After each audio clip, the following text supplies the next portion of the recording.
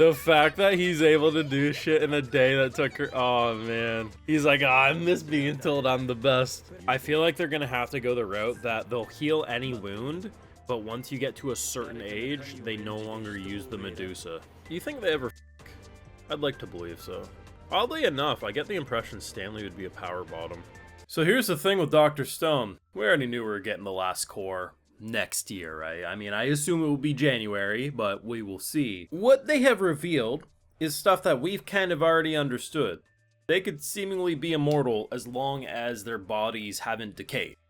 The thing is we are aiming to rebuild humanity back to kind of where we were at. Like 7, 8, 9 billion people will eventually be on this earth and more.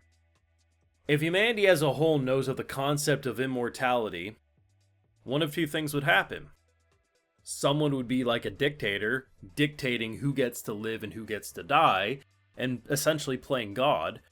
Or there would probably be a power struggle of this, that, and the third. Like, sure, in a perfect world, humanity behaves, they don't get greedy. Maybe you could set a limit that once you get to a certain age, Medusas are no longer legally allowed to be used on you. Would that still result in some maybe criminal activity? Sure, but that could be a decent way to do it. But most likely what would happen, if we assume the Medusas last, I don't think they will, I'll get to that later, is that you would have agreements made between different political leaders of, of what to do with it, but eventually different powers would struggle. And unfortunately, the worst thing has essentially been revealed, which is either we go back to the humanity that we had before, which I can understand why Y-Man bombed us, all things considered, or we find a way to keep it among a select group, but that probably wouldn't work either.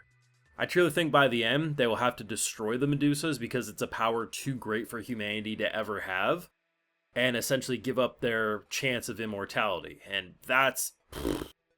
As hopeful and inspiring as the ending is with them going to the moon, the Medusa side of things actually has me pretty conflicted and concerned, but that's how you know you got a masterpiece on your hands. Now, make sure you drop a like on this video, show your support, subscribe if you're new around here on Patreon, where you catch those full live reactions to all this Dr. Stone greatness and more if you also want to help fund the channel and videos just like these. Now, the main thing and main reason why I think the Medusas won't be around after the series is over is because logically there's no way to protect humanity. Now granted, do I expect a Zeno or a Senku might keep one around just for shits and giggles, a little safety precaution? Sure. And maybe that's what they do. A handful of them get to keep a singular Medusa just in case, but as a whole, humanity having the access for unlimited petrification, it can't exist. For medical reasons, it would be fantastic. It really would. Guaranteeing everyone gets to live up to a certain age would be a fantastic way to keep humanity in this utopia. It's just humans as a whole are greedy. If you put a box in front of most people, you press the box, you get unlimited wealth for you and your entire bloodline forever. Or you cure cancer. If you truly believe the majority will press the button to cure cancer, you are way more innocent, and I wish I had your innocence. The concept of, well, why can't I live another decade? It's not gonna work. It was already a concern when we thought Senku bringing back everyone would just bring back our old issues. Add in the concept that no one can die, like they confirm. Hyoga did die. Tsukasa saw it. Hyoga doesn't remember, but he was 100% dead. This wasn't just people who were wounded. Senku's neck has been snapped before. He came back from the dead. Currently 4 of them know of the truth about this whole thing, but that could get very political very fast. I think this is what's so great about this show. We have our destination. Y-Man's always been giving the command this whole time. He wants humanity gone. And maybe it's a case of he just wants Earth to go back to nature because humans did over too much. I could understand that. The issue is we have to destroy it, whatever it is. There's only really 2 options in my opinion. I guess there's technically 3. It's AI that went rogue. Wouldn't be the first time I've seen in science fiction do that. It's aliens, which, to be honest, isn't completely irrational to think. Or it is a person who maybe petrified themselves after given the command. Like, it could be a person who went to the moon, activated his stuff, petrified himself. We could discover that. So I guess there's 3 options. Either way, we got our plan. We got the two most brilliant minds. The thing that I've always been thinking about since meeting and learning about Zeno as a character, if him and Senku were together from the very beginning, they would have accomplished everything they did in 10 times more in a shorter amount of time. Now, granted, if they were all spawned in where Senku was, a lot less resources, but they still would have done a lot. If Senku was with Zeno on his side of the world from the beginning, we would have had a rocket made a long time ago. Let's just keep it a buck. It's exciting. It's exhilarating. I said it last week. There's no denying it anymore. This is at the very least a top 3 anime of all time. And of course there'll be those people, you're glazing. How could... No, listen, sit your bitch ass down. Daddy's gonna explain some things to you. Now, as the self-proclaimed anime connoisseur, my taste is an objective truth. As someone who considers the film Angel's Egg to be the greatest piece of animation ever consumed and made, you probably don't even know what that is. If you do know what it is, you can carry on with the lecture feeling like you're more important than others. Dr. Stone is the only fucking show that has ever been able to pull off this amount of twists and turns, to have things grounded in reality. Any other author who tries to invent shit in a prehistoric world would fail. But what did this author do? Brought in researchers, made sure everything made sense. And the small amounts of moments where you could claim plot armor or convenience doesn't matter.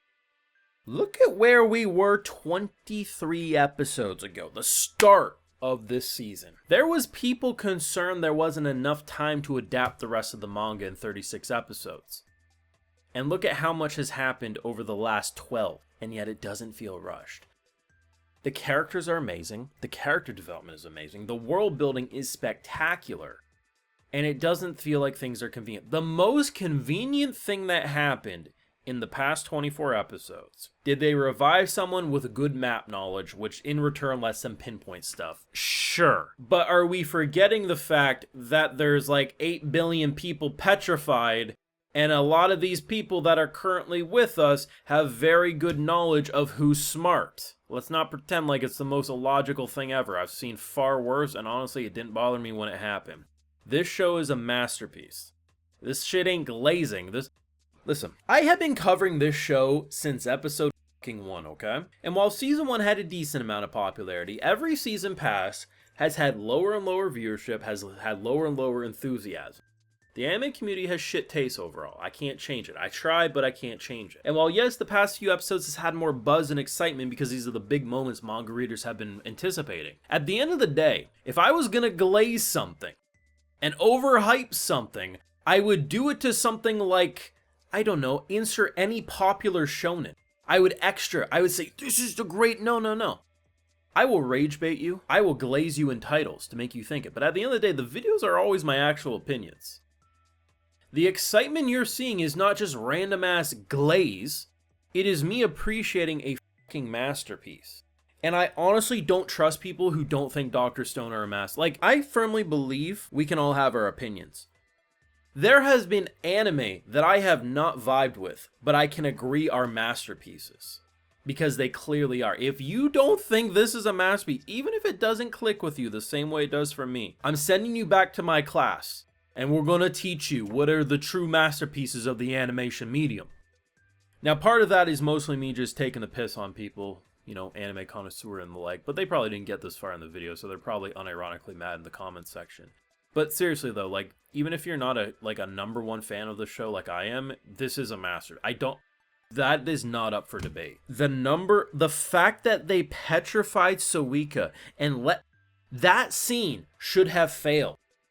And yet it didn't feel like ass-pull bullshit. Fucking masterpiece. Get that through your head. We'll be back next court, and I swear to God, if you aren't here in these videos supporting it, I'm getting the belt. And you might think, oh, that sounds fun. Oh, I'll make it not fun, you sick, kinky bastards.